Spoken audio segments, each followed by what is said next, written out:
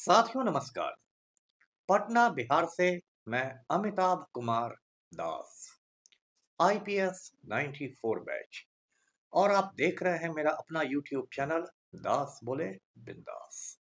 क्योंकि जब बुजदिलों ने मुंह में दही जमा लिया हो तो दास का बिंदास बोलना जरूरी हो जाता है। साथियों, खबर यह है कि बिहार के नालायक मुख्यमंत्री नीतीश कुमार उर्फ पलटू राम ने चुनावी हार के डर से वीवीपैट की चोरी शुरू कर दी है। ये बहुत सनसनीखेज मामला है। वीडियो को आखिर तक दिल थाम कर देखिए। साथियों, कहानी शुरू से शुरू करते हैं। पहले मैं आपको बताता हूं कि वीवीपैट होता क्या है। वीवीपैट का मतलब होता है voter verifiable paper audit trail. संक्षेप में से कहते हैं वीवीपैट। ये ईवीएम के अंदर की एक पर्ची होती है। ईवीएम मतलब इलेक्ट्रॉनिक वोटिंग मशीन, जिसमें बटन दबाकर लोग वोट डालते हैं। अब वीवीपैट की जरूरत क्यों पड़ गई? तो होता क्या था कि जब ईवीएम सिर्फ ईवीएम से वोटिंग होती थी तो बहुत लोगों की शिकायतें थी कि किसी भी बटन को दबाया जाए वोट बीजेपी को ही पड़ता है। लोगों का कहना था कि ईवीएम को इस तरह से उसमें वायरिंग कर दी गई है, इस तरह से हैक कर लिया गया है कि किसी भी पार्टी को आप वोट दीजिए, किसी भी निशान को वोट दीजिए, वोट पड़ेगा बीजेपी को। तो जब ऐसी बहुत शिकायतें होने लगी तो चुनाव आयोग ने कहा कि अब ईवीएम में वीवीपैट की पर्ची रहेगी और आपके वोट देने के बाद वो पर्ची आपको दिखा देगी कि आपका वोट किसको पड़ा है। मतलब मान लीजिए कोई वोटर आता है और वो कांग्रेस को वोट देता है हाथ के निशान पर, तो 8 सेकंड के लिए ये वीवीपैट की पर्ची ईवीएम से बाहर निकलेगी, बाहर झांकेगी। उसमें उम्मीदवार का नाम रहेगा, उसका चुनाव चिन्ह रहेगा, निशान रहेगा, जिससे वोटर को तसल्ली हो जाए कि जिसको आपने बटन दबाया उसी को वोट गया है।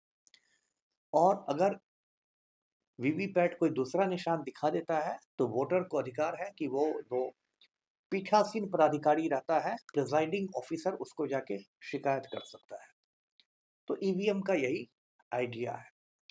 ईवीएम की शुरुआत सबसे पहले सन 2013 में इलेक्शन कमीशन ने की। नागालैंड में एक नोक्सन विधानसभा सीट पर वोटिंग हुई थी, उसमें प्रयोग के तौर पर इस वीवीपैट को इस्तेमाल किया गया। उसके बाद उसी साल मिजोरम में जब विधानसभा चुनाव हुए तो 40 में से 10 सीटों पर वीवीपैट का इस्तेमाल किया गया प्रयोग के तौर पर। और उसके बाद 2019 आते आते लोकसभा चुनाव में सभी सीटों पर वीवीपैट का इस्तेमाल किया गया। और अब तो वो एक रिवायत बन गई है कि असेंबली चुनाव हो या लोकसभा के चुनाव हो, हर ईवीएम में वीवीपैट की पर्ची रहती ही रहती है। तो ये तो मामला हुआ वीवीपैट का। अब जो इस घटना को लेके बिहार में भूकंप आया हुआ है, जलजला आया हुआ है, वो घटना कल की है। समस्तीपुर जिले में एक असेंबली सीट है सराय रंजन। सराय रंजन में एक है केएसआर कॉलेज। कॉलेज के पास एक खेत है, उसमें गांव वालों ने देखा कि सैकड़ों वीवीपैट की पर्चियां बिखरी पड़ी हैं लावारिस हालत में। तो हंगामा मच गया। आजकल तो हर के पास मोबाइल है, तुरंत वीडियो बना, तुरंत वायरल हो गया। उसको आरजेडी ने, राष्ट्रीय जनता दल ने शेयर कर दिया अपने एक्स पर। और आरजेडी ने कहा कि किसके इशारे पर यह वोट डकैती हो रही है। उसके बाद जब मामला तूल पकड़ा तो जो समस्तीपुर के डीएम हैं, जिलाधिकारी हैं, वो दौड़े दौड़े पहुंचे। डीएम ने कहा कि ये जो वीवीपैट की पर्चियां हैं, ये 6 नवंबर को जो वोटिंग हुई थी उसकी पर्चियां नहीं है। ये पर्चियां मॉक ड्रिल की पर्चियां हैं। मतलब चुनाव के पहले जो एक रिहर्सल होता है जिसको मॉक ड्रिल कहते हैं, जिसमें ये देखा जाता है कि ईवीएम मशीनें ठीक ठाक काम कर रही हैं या नहीं, ये पर्चियां उसकी है। लेकिन इसमें लापरवाही तो हुई है, क्योंकि कायदा ये है कि मॉक ड्रिल के बाद ईवीएम, ये जो वीवीपैट की पर्चियां होती है, उसको फाड़ दिया जाता है, श्रेड कर दिया जाता है, चिंदी चिंदी कर दिया जाता है। उसमें बहुत सारी वीवीपैट की पर्चियां ऐसी थी जो फटी हुई नहीं थी, सही सलामत थी। तो उसके बाद क्या हुआ कि इलेक्शन कमीशन के आदेश पर सराय रंजन के जो असिस्टेंट रिटर्निंग ऑफिसर थे, सहायक निर्वाची पदाधिकारी, उनको सस्पेंड कर दिया गया, निलंबित कर दिया गया, मुअत्तल कर दिया गया। और इसको लेके इस मामले पर सराय रंजन थाने में एक एफआईआर हो गया। तो पूरा मामला संक्षेप में यही है। अब देखिए, मुझे नहीं लगता कि इसमें इतनी सीधी-सादी बात है। मेरा दिमाग थोड़ा ठनक रहा है और मुझे लगता है कि इस पूरे मामले में दाल में काला नहीं, पूरी दाल ही काली है। उसकी क्या वजह है? एक वजह तो ये है कि सराय रंजन से जेडीयू उम्मीदवार कौन है? विजय चौधरी। ये बिहार सरकार का एक कद्दावर मिनिस्टर है जो पहले कांग्रेस में हुआ करता था, फिर कूदकर जेडीयू में आ गया। और पलटू राम की जो भूजा पार्टी है, उसका ये एक अभिन्न अंग है, सम्मानित सदस्य है। अब आप कहेंगे कि भूजा पार्टी क्या है? तो पलटू राम है, वो सीएम हाउस में शाम के समय भूजा खाता है और उसमें 3-4 लोग उसके साथ और भूजा खाते हैं। वो लोग पलटू राम के सबसे करीबी चमचे माने जाते हैं और भूजा पार्टी के चेहरे बदलते रहते हैं। कभी कोई आ जाता है, कभी कोई निकल जाता है और उसी भूजा पार्टी को देख के पता चलता है कि आजकल किस चमचे का मीटर हाई है, किस चमचे का मीटर डाउन चल रहा है। तो ये भूजा पार्टी है। भूजा पार्टी में विजय चौधरी की बराबर मौजूदगी रहती है। आपने यह बात भी गौर की होगी कि जब पलटू राम मीडिया के सामने आता है, तो उसके पीछे 3 चौधरी बंधु रहते हैं, 3 चौधरी ब्रदर्स, अशोक चौधरी, सम्राट चौधरी और विजय चौधरी। इन चौधरी बंधुओं का काम क्या होता है? तो आप जानते हैं कि पलटू राम के दिमाग ने अब काम करना बंद कर दिया है। पलटू राम की हालत ऐसी हो गई है कि जब देश का राष्ट्रगान होता है, कौमी तराना होता है, तो पलटू राम बंदरों की तरह उछल कूद करने लगता है। कभी किसी सीनियर आईएएस ऑफिसर के सर पर पलटू राम उठाकर गमला रख देता है। कभी किसी महिला को देख के पलटू राम उस पर झपट्टा मार देता है, उससे चिपक जाता है। और इसको लेके पलटू राम की बहुत किरकिरी होती है, बहुत फजीहत होती है, बहुत लानत मलामत होती है कि अब पलटू सठिया गया है। तो ये जो चौधरी बंधु हैं, इन चौधरी बंधुओं का काम है कि पलटू के पीछे खड़ा रहो और पलटू राम जहाँ कुछ इधर उधर गलत सलत अंट शंट अनाप शनाप बोलने लगे, तो उनके कंधा पर हाथ रखो और सीधे वहां से उनको ठेल दो। चला जाए सर, चला जाए सर, चला जाए सर।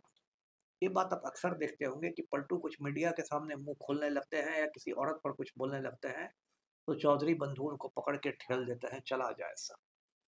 तो ये बिहार में कॉमेडी सर्कस चल रहा है।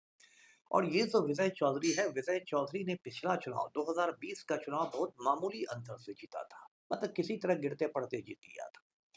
तो सबको संदेह हो रहा है, पूरे बिहार को ये शक हो रहा है कि विजय चौधरी को चुनाव जिताने के लिए पलटू राम ने ये वीवीपैट का कुछ खेल करवाया है। तो ये बात है। अब जरा जो डीएम है समस्तीपुर के, उनका नाम सुनिए, उनका नाम है रोशन कुशवाहा। तो उनकी जरा जाति भी जान लीजिए। आप कहेंगे कि भाई जिलाधिकारी की जाति पर मैं क्यों बोल रहा हूँ, तो उसकी वजह है। जिस तरह लालू यादव का चुनावी समीकरण था माई समीकरण, एम वाई यानी मुस्लिम यादव, उसी तरह पलटू राम का चुनावी समीकरण है लवकुश समीकरण। बिहार में कुर्मी और कोयरी जातियों को लवकुश जातियां कहती है। जो भगवान राम के दो जुड़वा बेटे थे लवकुश, उन्हीं के नाम पर उनको लवकुश जातियां कहते हैं। कोयरी को कुशवाहा भी कहते हैं, आपको पता है। तो ये जो डीएम है समस्तीपुर का रोशन कुशवाहा, ये पलटू राम के लवकुश समीकरण का अभिन्न हिस्सा है। और मुझे संदेह है कि डीएम साहब लगता है जदयू के युवा और कर्मठ कार्यकर्ता बन के काम कर रहे हैं, क्योंकि जिस जल्दबाजी में डीएम ने एआरओ को बलि का बकरा बना दिया, ये सब लगता है कि कुछ गड़बड़ है। कायदे से इस पूरी घटना के बाद इलेक्शन कमीशन को डीएम का तुरंत तबादला करना चाहिए था, क्योंकि ओवरऑल वही इंचार्ज है जिले का।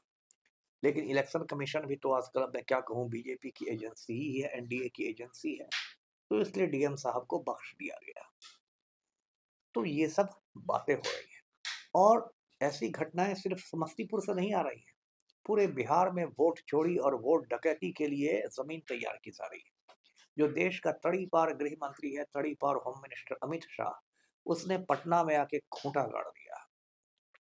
और पटना के जिस होटल में ये तड़ी पार रह रहा है, उस होटल के सीसीटीवी कैमरों पर कागज चिपका दिया गया है। अब देश के गृह मंत्री को, वजीर दाखिला को, होम मिनिस्टर को इतना छिपने की क्यों जरूरत पड़ी है? तो पता चल रहा है कि बड़े-बड़े माफिया के तड़ीपार से मिल रहे हैं होटल में, इलेक्शन कमीशन के अधिकारी मिल रहे हैं तड़ीपार से, बहुत सारे डीएम और एसपी मिल रहे हैं आपके तड़ीपार से। इसलिए सीसीटीवी पर कागज चिपका दिया गया है कि भाई तड़ीपार का क्या खेल हो रहा है किसी को नहीं पता चले। और फिर अभी हाजीपुर से खबर आ रही है कि वहां भी रात के समय जो ये स्ट्रांग रूम होता है वज्रगृह जिसमें ईवीएम रहते हैं, वहां एक पिकअप गाड़ी आती है जाती है। सब कुछ बड़ा मतलब रहस्यमय लग रहा है। ये जो स्ट्रांग रूम होता है वज्रगृह होता है इसके बारे में मैं आपको बताता हूँ। मैं खुद कई जिलों का एसपी रहा हूँ कि वहां पर कभी लोकल पुलिस बिहार पुलिस को नहीं तैनात किया जाता है, वहां पैरा मिलिट्री की तैनाती होती है, सीआरपीएफ वगैरह की। और डीएम और एसपी को भी उसमें वहां जाने के लिए पासवर्ड दिया जाता है। यदि एसपी भी जाएगा जिला का तो संतरी उसको ललकारेगा, उसको रोकेगा, और जब एसपी पासवर्ड बताएगा तब वहां जाने दिया जाएगा।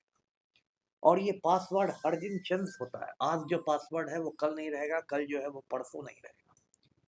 लेकिन यहाँ तो ऐसा हो रहा है कि स्ट्रांग रूम की बत्ती गुल हो रही है, पिकअप गाड़ी आ रही है, कैमरे खराब किए जा रहे हैं। मतलब वो डकैती का मुकम्मल इंतजाम कर लिया है नरेंद्र मोदी और अमित शाह ने।